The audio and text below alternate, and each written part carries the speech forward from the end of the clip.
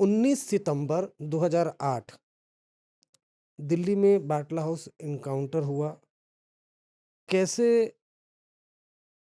उसकी जानकारी मिली? क्या हुआ था 19 सितंबर को? आपने किताब भी लिखी हुई है उस पर। क्या हुआ था 19 सितंबर 2008 को? कि दिल्ली पुलिस की जो स्पेशल सेल है वो राउंड द क्लॉक, चाहे टेररिज्म का केस दिल्ली में हो या बाहर हो, उस पर इन्वेस्टिगेशन करती है। हुँ, और जैसे जयपुर में ब्लास्ट हुए तो हमने अपनी टीम वहाँ भेजी, हुँ, गुजरात में ब्लास्ट हुए वहाँ टीम भेजी, बेंगलोर में हुए थे वहाँ भी हमने टीम भेजी हुँ, थी, ताकि जो भी क्लूज मिले उनको एक पिरोया जा सके। हुँ, तो गुजरात में कुछ लोग पकड़े गए थे सिमी के, हुँ। लेकिन उनको ये नहीं पता था कि एक्चुअल इंडियन मुजाहिदीन के लोग कौन थे। ओह! उन्होंने केवल इतना बताया कि कुछ लोग आए थे, उन्होंने मोबाइल फ़ोन यूज़ किए, उन मोबाइल फ़ोन का नंबर पता लग गया, पर इंटरेस्टिंगली जो मोबाइल फ़ोन उन्होंने यूज़ किए थे, उन्होंने सिमी वालों से कोई बात नहीं करी, केवल आपस में ही बात करते थे। तो इंटेलिजेंस ब्यूरो ने ये मोबाइल फ़ोन्स डिफरेंट जो एंटी टेरर एजेंसीज़ हैं स्टेट्स की, उन सबको दिए थे। हमें भी वो नंबर दिए थे। उन नंबर पे काम करना शुरू किया गया। तो इन 5 नंबरों में से एक नंबर दिल्ली भी आया था और बाटला हाउस के एरिया में रुका था 3 दिन। अच्छा। एक तो ये इनपुट इम्पोर्टेंट था। दूसरा इनपुट ये था कि इन नंबरों पे एक कॉल आई थी, इसमें एक नंबर पे, वो 1 सेकंड की कॉल थी। अब जनरली क्या होता है, 1 सेकंड की कॉल तब रिकॉर्ड होती है जब कोई कॉल करे और रिसीवर जो है उसको कट कर दे। यानी ये मिस्ड कॉल नहीं है हुँ, और ये रिसीव्ड कॉल भी नहीं है। हुँ, लेकिन ये कॉल है जिसको आप रिसीव नहीं करना चाहते और अपना ऑफ कर देते हैं। जनरली लोगों ने सोचा कि किसी ने रॉन्ग कॉल की होगी और उसको कट कर दिया, बट मोहन चंद शर्मा जो इस केस में हमारे इंस्पेक्टर थे और जो इस केस को इन्वेस्टिगेट कर रहे थे, उसने इस पे भी काम करना शुरू करा। अच्छा। ये देखा कि ये नंबर जो था लखनऊ का नंबर था और जब इसने कॉल की थी इसकी पोजीशन बम्बई में थी, लेकिन ये गुजरात में नहीं गया कभी। उस नंबर से कुछ कॉल्स दिल्ली में हुई थी। जो कॉल दिल्ली में हुई थी उस नंबर को दिल्ली पुलिस ने ऑब्जर्वेशन पे ले लिया था। उस नंबर की लोकेशन बाटला हाउस के एरिया में आ रही थी, बट ये यू कांट से कि ये आदमी टेररिज्म में इन्वॉल्व है, क्योंकि इनडायरेक्ट चीज़ें आ रही हैं और फ़ोन पे कुछ ऐसी बात भी नहीं लग रही थी कि कोई इम्पोर्टेंस आप निकाल सकें उससे। हुँ, 18 सितंबर को इंटेलिजेंस ब्यूरो ने एक इंफॉर्मेशन दी, करीब 12 बजे के आसपास। हुआ क्या था कि जब उन्होंने गुजरात में बम प्लांट किए थे तो टेररिस्ट ने 4 कारों का इस्तेमाल भी किया था। हुँ, 2 कार उन्होंने अहमदाबाद में रखी थी, 2 कार उन्होंने सूरत में रखी थी हॉस्पिटल्स में, हुँ, बम के साथ। उनका आइडिया ये था कि जब इंजर्ड और उनके फैमिली वाले हॉस्पिटल आए तो हॉस्पिटल में ब्लास्ट हो। ओह! ये कारें चोरी हुई थी बम्बई से, नवी मुंबई एरिया से चोरी हुई थी। तो बम्बई पुलिस ने इस पे काम करना शुरू करा और अल्टीमेटली उस चोर को पकड़ लिया। वो चोर को अहमदाबाद लाया गया तो उसने एक घर की निशानदेही की, भी इस घर में बम बनाए गए थे।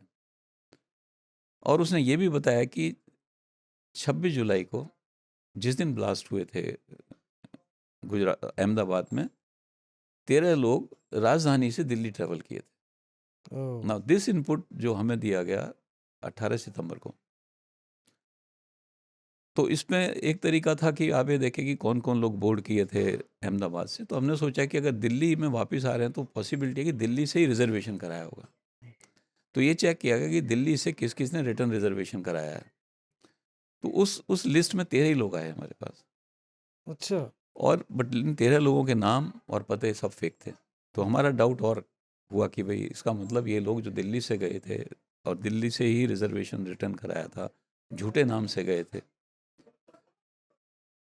तो मोहनचंद शर्मा से शाम को बात हो रही थी तो मैंने कहा कि ये चेक करो, क्या जो जिस नंबर को हम डाउट कर रहे हैं, क्या वो नंबर रिजर्वेशन के टाइम में जहाँ से जिस स्टेशन से रिजर्वेशन हुआ था, यानी निजामुद्दीन रेलवे स्टेशन से, तो क्या उसकी लोकेशन निजामुद्दीन रेलवे स्टेशन आ रही थी? तो पता लगा यस, उसकी पोजीशन निजामुद्दीन रेलवे स्टेशन थी रिजर्वेशन के टाइम पे। ओहो!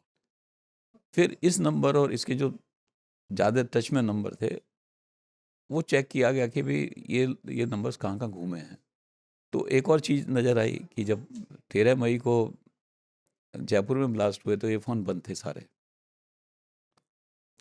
जब 26 जुलाई को अहमदाबाद में ब्लास्ट हुए थे तब भी ये फ़ोन बंद थे, और जब दिल्ली में 13 सितंबर को ब्लास्ट हुए थे तो भी ये फ़ोन बंद थे। तो एक डाउट बहुत ज़्यादा हो गया, इतना ये नहीं कह सकते हम श्योर थे, बट डाउट बहुत ज़्यादा था, हो गया।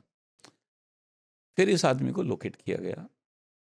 ये बाटला हाउस में एक L18 बिल्डिंग है, खलीलुल्लाह मस्जिद है वहाँ पर, एक उसके बराबर में ही है, उसके 4th फ्लोर पे ये लोकेट हुए। रमज़ान का महीना चल रहा था उस समय, तो रात को देर रात तक ये डिस्कशन हुआ कि भाई रात को सर्च की जाए या दिन में की जाए। तो जनरल आइडिया था कि लोग जागे रहते हैं रात को रमज़ान के महीने में, तो इसलिए जो है बेटर रहेगा दिन के टाइम में सर्च करें वहाँ पर। तो ये सारी इन्फॉर्मेशन के हिसाब से बाटला हाउस में जो L18 था वहाँ पर सर्च डाली गई थी 19 सितंबर को सवेरे। इसमें 2 टीम बनाई गई थी।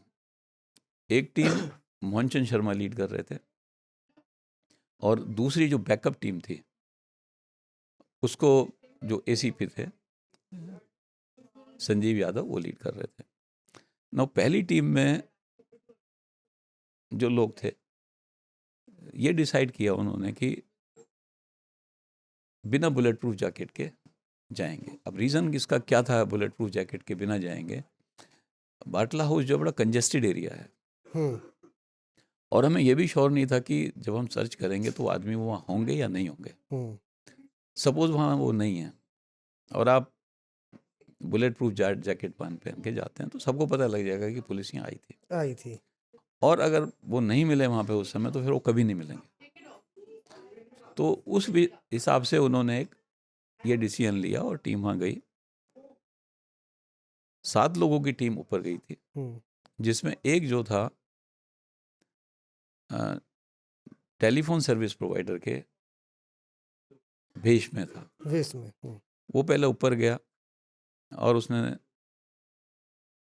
आवाज़ सुनी अंदर से, तो उसको लगा कि अंदर अब कोई है, तो उसने बाकी टीम को बताया कि वो अंदर हैं। टीम वहाँ गई, मोहनचंद उसको लीड कर रहे थे। उन्होंने मेन गेट तो जो अगर हम ऊपर जाएं 4th फ्लोर पे, एक तो मेन गेट था और एक साइड गेट था। इन्होंने मेन गेट को नॉक किया, अपनी आइडेंटिटी बताई, हम पुलिस हैं, दरवाज़ा खोलो। अंदर से जो आवाज़ें आ रही थी वो बंद हो गई आने। अच्छा। हाँ, इन्होंने दरवाजे को धक्का दिया लेकिन अंदर से बंद था। इसमें से एक ऑफिसर ने जो साइड दरवाजा था उसको धक्का दिया तो वो खुला था। अच्छा, दरवाजा साइड वाला खुला। हाँ, तो ये अंदर एंटर किए। जब जैसे ही अंदर एंटर करते अगर हम इस दरवाजे को देखें तो लेफ़्ट साइड पे एक बाथरूम था, फ्रंट में एक रूम था, राइट साइड पे घुसने पे ड्राइंग रूम था, और अगर हम ड्राइंग रूम की तरफ मुड़ जाएं तो फिर लेफ़्ट साइड पे किचन थी और उसके पास भी एक कमरा था। तो ड्राइंग रूम से इनके ऊपर गोलियों का अटैक हुआ। अंदर की तरफ से गोली चलने लगी। अंदर की तरफ से इन्होंने भी उसका जवाब दिया। उस पर मोहनचंद और उसके 1-2 लोग जो थे वो ड्राइंग रूम में ही एनकाउंटर हुआ। 1-2 लोग हमारे किचन का साइड लेके खड़े होकर उन्होंने किया। 2 लोग वहाँ से भागने में सफल हो गए। अच्छा। फायर करते हुए 2 लोगों को इनकी गोली लगी, उसमें मोहनचंद शर्मा को भी लगी थी गोली लगी, और एक और हमारे हेड कांस्टेबल थे जिनको और गोली लगी। इन दोनों को इमीडिएटली इस टीम ने वहाँ से नीचे से जो दूसरी टीम बुलाई, इन्फॉर्म किया। संजीव की टीम ऊपर आ गई, वो बुलेट प्रूफ जैकेट वगैरह उनके पास थी। अच्छा। तो 2 लोग एक कमरे में छुपे हुए थे। तो वहाँ उस कमरे में जो था वहाँ भी एनकाउंटर हुआ, जिसमें एक हेड कांस्टेबल थे राजवीर, उसके बुलेट प्रूफ जैकेट पे भी गोलियां लगी। वहाँ पर भी एक जो था टेररिस्ट जो था उसको गोली लगी, एंड एक टेररिस्ट जो था वो वहाँ के बाथरूम में छुप गया था, वो पकड़ा गया। मोहम्मद सैफ जो था वो वहाँ से पकड़ा गया।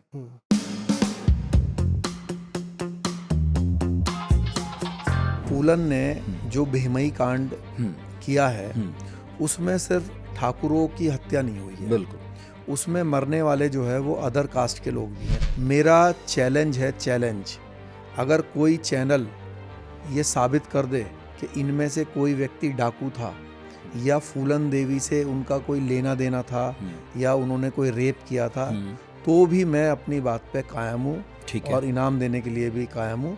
ये सब लोग बेगुनाह लोग थे। फूलन के हाथों अगर कभी कोई सताया हुआ रहा हो और उसने हत्या कर दी हो, तब यह हत्या ठीक है। जिस दिन अफजल गुरु को फांसी हुई हाँ, वो मेरे साथी थे।